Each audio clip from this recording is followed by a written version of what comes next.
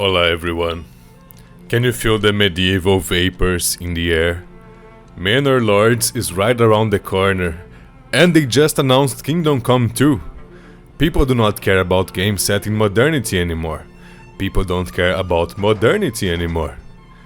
Battlefield and Call of Duty were fun, until they became reality. Well, I digress. As we live under the constant doom of getting our atoms turned into carbon-12, there is no better distraction than reliving history's best time ever. And of course we are talking about the 15th century, when humanity peaked. And you will not believe me when I tell you what the best medieval game ever actually is. Forget Kingdom Come, forget Manor Lords, Medieval Dynasty, pfft. All these games are mere copies. Everything that these games offer has already been done, and believe it or not, all in a single game. We are of course talking about the much loved but still almost completely forgotten last good game from the Maxis developers, The Sims fucking Medieval. It is all that the other The Sims games are, and much more. It is drama, it is brutal, it is deep. It is what Game of Thrones would have been if it were good.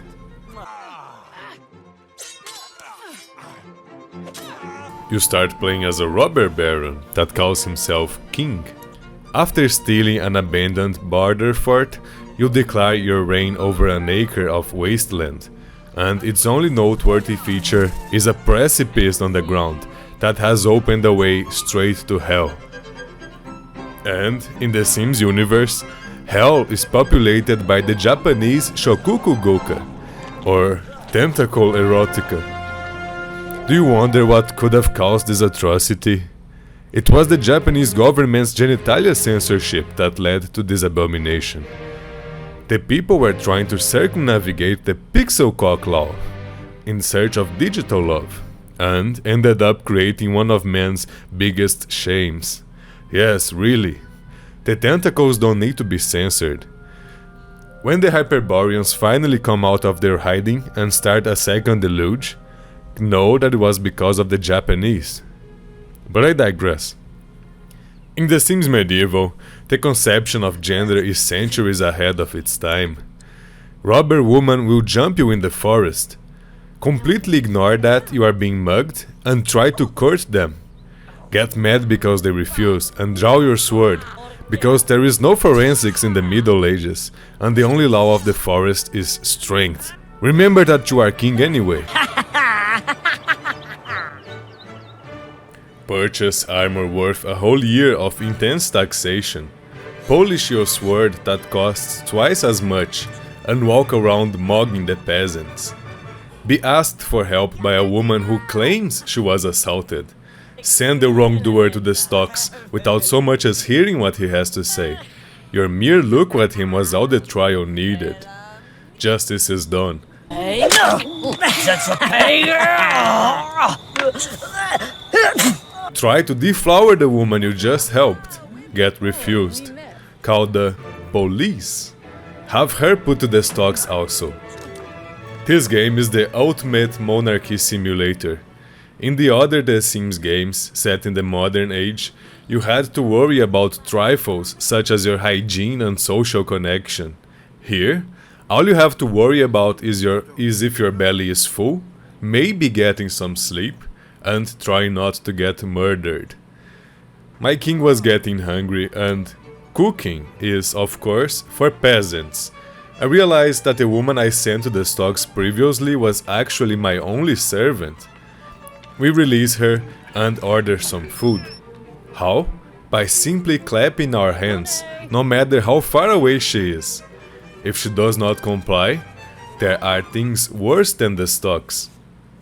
Instead of having a complex needs system, people in the medieval Sims either gain or lose focus by doing things, depending on their traits. Focus determines the chance of success in basically everything. Secure your legitimate rule by expanding your castle with barracks and hiring a bunch of henchmen. Appoint a master of the guard of your choosing. Remember that your king is lustful and harass your recently hired female employees. Harass your male employees also.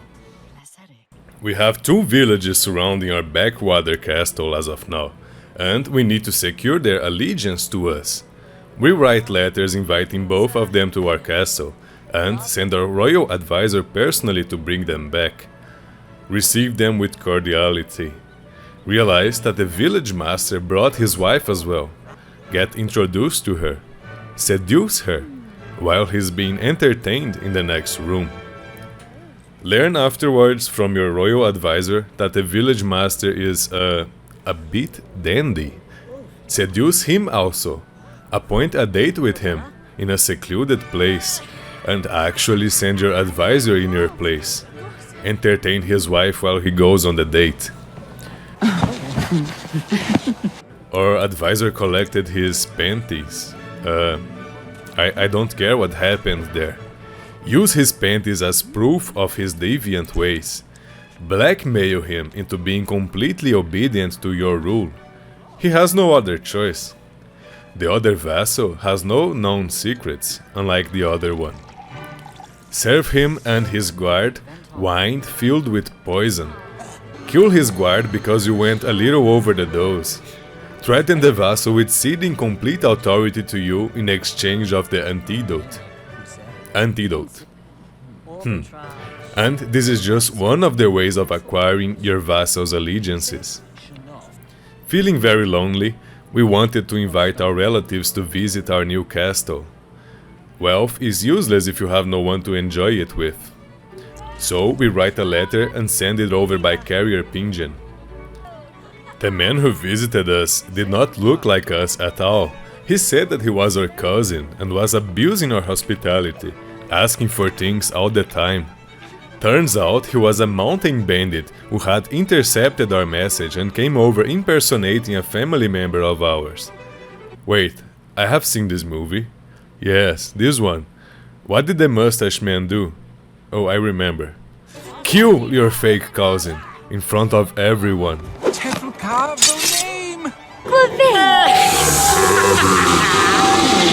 Then you might be asking, is there nothing that the king cannot do in this game? Well, you see, everything we are doing is strictly according to the law. But guess who writes the law? In Article 3 it says, impersonating the king's cousin is punishable by death without trial. I know it, because after murdering that scoundrel, we went about writing and enacting this law. Well, now you ask what the other 2 articles are about. The first one obviously says that it is forbidden to have sexual intercourse with the tentacle monster that lives in the pit, without permission, of course. And the second one says that it is illegal to say that the king is tweaking instead of being locked in, as some of the younger peasants have been doing. You see, the life of a king is not the way you think it is.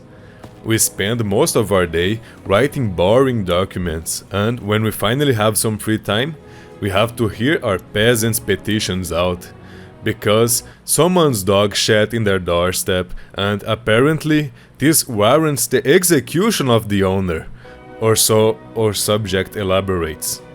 At least I don't lose loyalty when I have to calmly elaborate that simply because the dog defecated in an unfortunate spot, this does not warrant the owner's death. This is why we need servants and advisors. They actually have an easy life compared to us. They live in the same castle and enjoy the same food, while only having to work when we need of their services.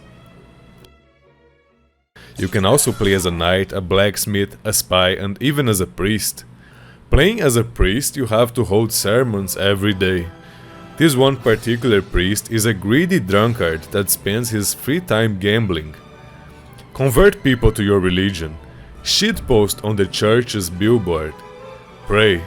Pray so much you lose touch with reality. We get tasked with the mission of stopping a great devil that is killing people in town. We find out that the devil is actually the fisherman, and that he is possessed by an evil sword. We talk to him and find out he is actually what they call a Protestant. Befriend him. Convert him back to the only true doctrine. Find out it does not make a difference. Consult with God about what to do. God has told us to buy a spade and did not elaborate why. It turns out we were supposed to dig up the fisherman wife's corpse and get her ring.